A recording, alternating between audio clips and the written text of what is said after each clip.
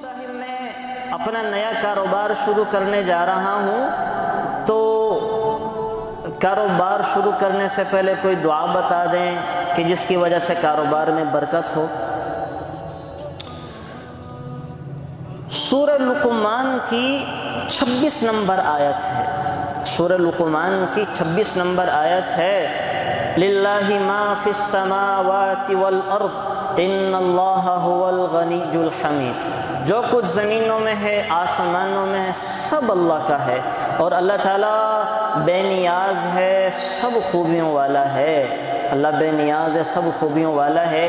جب آپ اپنا کاروبار شروع کرنے لگیں تو اس سے 11 دن پہلے اس آیت کو روزانہ 141 دفعہ پڑھ لیں، للہ ما فی السماوات والارض ان اللہ هو الغنی الحمید۔ اول آخر 3 دفعہ درود شریف پڑھ لیں، صلی اللہ علیہ وسلم، صلی اللہ علیہ وسلم، صلی اللہ علیہ وسلم۔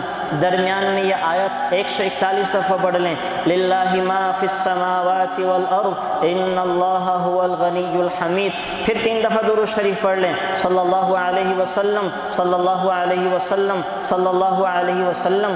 اس کے بعد آپ اپنے کاروبار کی ابتدا کریں۔